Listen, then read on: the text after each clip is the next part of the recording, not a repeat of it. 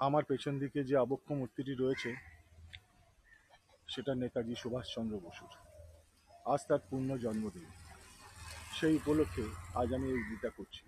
এতদিন অনেক দিন করেছি, তাই আমার মনে হলো যে আজ যদি আমি এই রিলটা না করি তাহলে বোধহয় সেই রিলগুলো করার কোনো মানেই হয় না। আমি এই রাস্তা দিয়ে যাচ্ছিলাম, যাওয়ার পথে আমি এনাকে দেখতে পেলাম, এনার আবক্ষ মূর্তিটা দেখতে পেলাম। এখানকার স্থানীয় বাসিন্দারা এনাকে শ্রদ্ধার্ঘ্য অর্পণ করেছেন। নেতাজি সম্বন্ধে আমার বিশেষ কিছু বলার নেই, আপনারা সবই জানেন। শুধু একটা কথা বলবো, এই মানুষটা আমাদেরকে শিখিয়েছিলেন যে স্বাধীনতা এমন একটা জিনিস যা চেয়ে পাওয়া যায় না, তাকে আদায় করে নিতে হয়। ইনি আমাদের শিখিয়েছিলেন যে তোমরা আমাকে রক্ত দাও, আমি তোমাদের স্বাধীনতা দেবো। কেউ কিন্তু আমাদেরকে তার আগে এই কথাটা বলে। স্বাধীনতা এমনই একটা জিনিস যেটাকে পাওয়ার জন্যে আমরা অনেক লড়াই করেছি।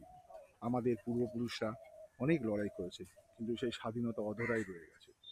উনি দেশের বাইরে চলে গেলেন, দেশের বাইরে গিয়ে উনি সেনাবাহিনী গঠন করলেন, আজাদ হিন্দ ফৌজ।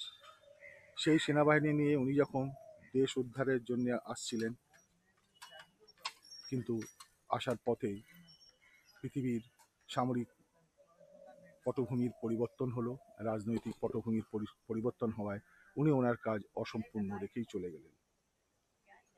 কিন্তু ওনার সেই কাজের প্রভাবে আমাদের দেশের বিদেশি শাসকরা বুঝতে পারল যে এ দেশে আর বেশি দিন তাদের স্থায়িত্ব নেই, তাই তারা আস্তে আস্তে এই দেশ ছেড়ে চলে গেল। প্রত্যক্ষভাবে না হলেও পরোক্ষভাবে কিন্তু আমাদের দেশকে উনি স্বাধীনতা এনে দিয়েছেন। ওনার এই অবদান কিন্তু আমরা ভারতবাসীরা তথা বাঙালিরা কোনোদিন ভুলব না। বাঙালির হৃদয়ে ওনার স্থান কিন্তু সব থেকে উপরে।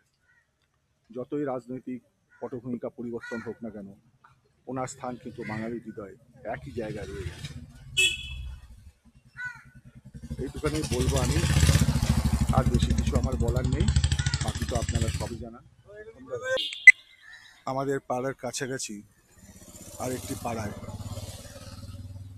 আজ নেতাজি সুভাষচন্দ্র বসুর জন্মদিন উপলক্ষে তাকে মাল্যদান করা হয়েছে, পুষ্প দেওয়া হয়েছে তার প্রতিকৃতিতে।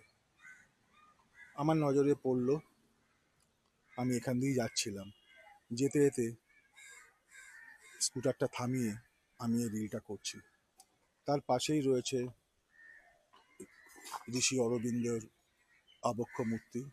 স্বাধীনতার ইতিহাসে, আমাদের দেশের স্বাধীনতার ইতিহাসে এনাদের ভূমিকার কথা আমি আর নতুন করে কিছু বলতে চাই না। এই মানুষটা বাঙালি তথা ভারতবাসী হৃদয়ে এমন একটা জায়গা করে নিয়েছে যে সেই জায়গা বোধহয় কোনোভাবে কেউ রিপ্লেস করতে পারবে না। এনার প্রতি আমরা যতই শ্রদ্ধা জানাই তাও কম মনে হবে। নেতাজি এমন একটা মানুষ ছিলেন যার কোনো তুলনা পাওয়া পৃথিবীর রাজনৈতিক ইতিহাসে দুরূহ ব্যাপার। তাই তার এই পূর্ণ জন্মতিথিতে আমাদের সশ্রদ্ধ প্রণাম। ধন্যবাদ।